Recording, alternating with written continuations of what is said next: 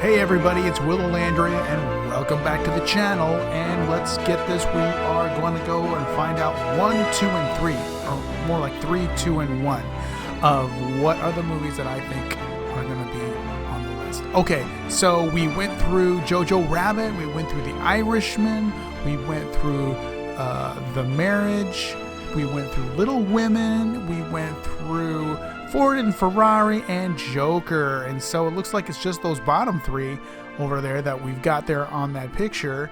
1917, Once Upon a Time in Hollywood, and Parasite. And I believe that I'm going to say number 3 for me is Once Upon a Time in Hollywood. You know, this is really, really hard. Both these three, because they're so different of movies and they speak about different things, and so it's really difficult. They're both really good movies, and I can see the Academy picking any of these three movies, which is why it's really hard to choose between these three: Parasite, Once Upon a Time in Hollywood, and 1917. I'm saying the third one is Once Upon a Time in Hollywood. Great movie, and it's not until the very end where it gets, I'm just gonna say, ultra violent. It gets really ultra violent, and it was just crazy and cathartic, if you will, because the whole time, especially if you're waiting for it, though, you're just waiting for that ending, and it is so graphic. But not only that, though, it is also the whole setup. I like the whole day in the life situation. There's a lot of people complain, there's no real story in this, and because it's not. It's a day in the life. It's a day in the life of an actor. What he does on set when he's getting ready to act. What he does to prepare. What his guy does, what his stuntman does when he's not even doing a stunt. He's doing something for him. And it really was genius getting both these actors in Leonardo DiCaprio and Brad Pitt in a movie, in a Quentin Tarantino movie. Oh my gosh.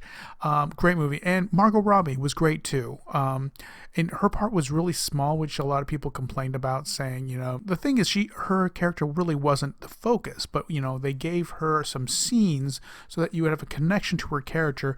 But really the focus of the movie is Brad Pitt and Leonardo DiCaprio's Rick Dalton. It was an enjoyable movie that I really enjoyed this movie. Although I'm kind of wondering that the Academy is not going to reward Quentin Tarantino necessarily just because of the violent nature of the movie. Although they do love Hollywood movies, so I do hope that he does get some Academy Awards there somewhere. Which ones they'd get, I don't know exactly. Will Leonardo get that Best Actor nomination?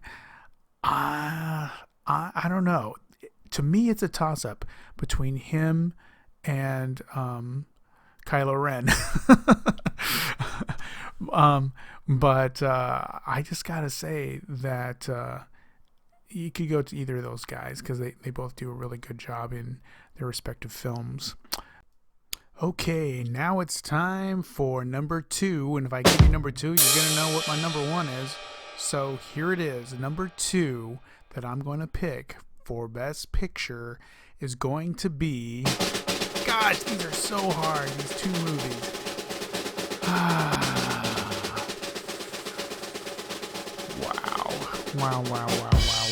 Wow.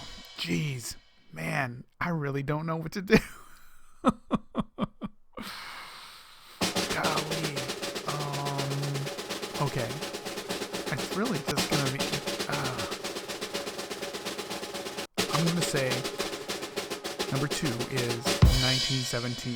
Oh my gosh. Wow. Okay, that's right. So I'm saying number 1 is going to be Parasite.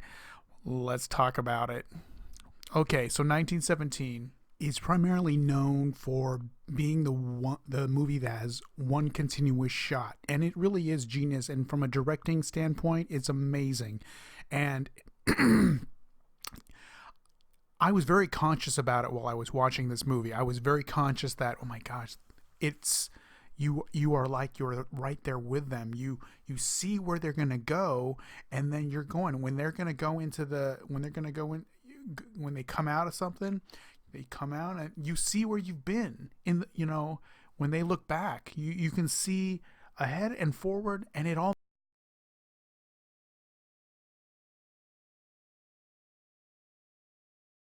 makes sense.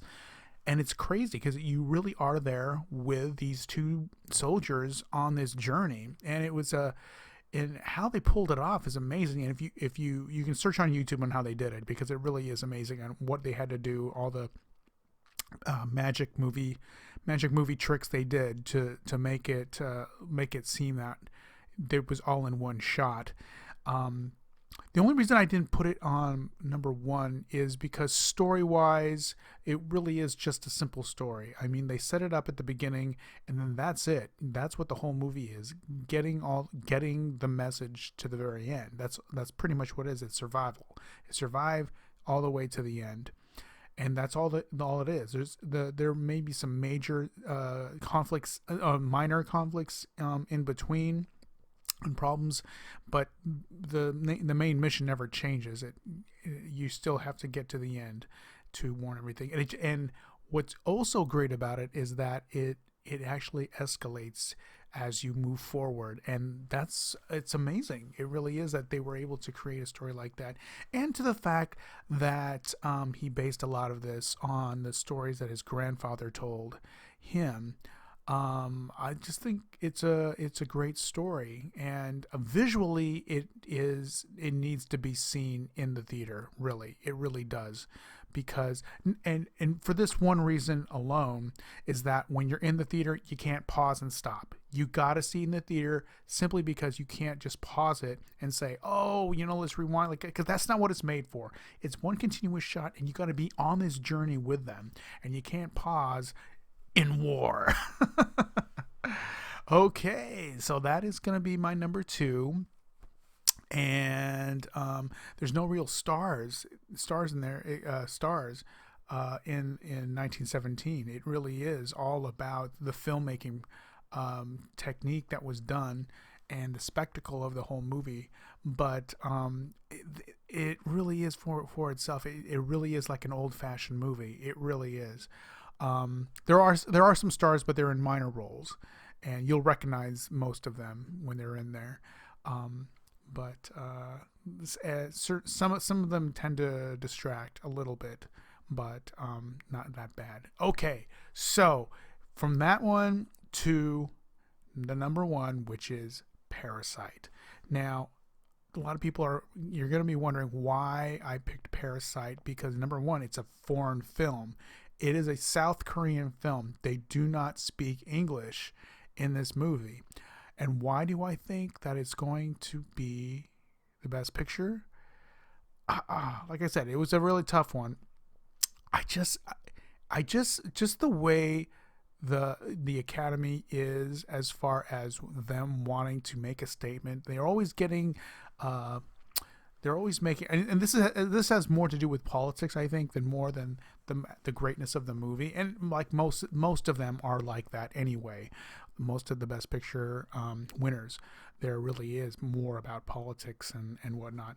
But I think that a lot of people, with just the way that the political climate is right now, that they want to make that statement. And this movie is all about class structure, and there's a lot going on there, especially with the Democrats trying to get their nominee and the upcoming election. There's a lot of talk about not necessarily class structure, but income inequality and such. And this movie has that information that's in there. And Hollywood wants to be woke. They want to be woke, and they want to let you know that this is what they represent. And that is the main reason I think this movie is going to do that. It's going to actually do it. Now, do I think it's a good movie? Yes, I do. But is it Best Picture material? Oh, if I was going to say Best Picture, I would probably say 1917. But for some reason, I just feel that this movie is gonna push it over, and because a lot of the Hollywood movies, like when La La Land won or did not win, was announced, but then it was pulled back. It was because of the statement that Moonlight was going to do. And I feel like this is the movie that's going to do the same type of thing. It's going to try to make a statement. And, but still, this movie, it really reminds me of a Hitchcock movie. It really does, as far as the tension that is created in this movie. There's a lot of tense moments of people hiding, tense moments of people trying to get things done,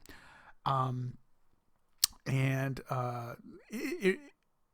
it's interesting just seeing the relationships of all the different characters and especially the lower class family that work their way up into society. It's so fascinating watching that happen. The process that everything comes together to make that happen. It's a really interesting movie, and I really suggest if you watch it. And I know a lot of you are going to be saying, "Oh my gosh, it's got subtitles. Do we really got to watch it?" Only if you want to watch a classic, that's all. But if you don't want to, then you're not gonna. But it really is an interesting movie to watch, and it's got action. There is violence at the end, and it really is one of those movies that you can't help but talk about. It's kind of like when Get Out came out, and that thing had a lot of political aspects to that movie as well. It's the same thing here. It provokes talking, which is and discussion, and that's something that I think is why this movie is probably going to become the best picture, because they want to make that statement and get other people to go see this movie, because you got to see this movie. It's a best picture. Go see this movie. And that, my goodness, I got through all 9 movies. I'm so glad. Let's watch the Oscars, people. I think it's going to be a great show. I haven't watched it in a while. I think I was working last year, so I wasn't able. I'm actually off this year, so I can actually enjoy it. So, hey, I hope you enjoy these last 3 videos that I made, and I'll see you on the next video. Please like and subscribe, and I'll see you on the next video.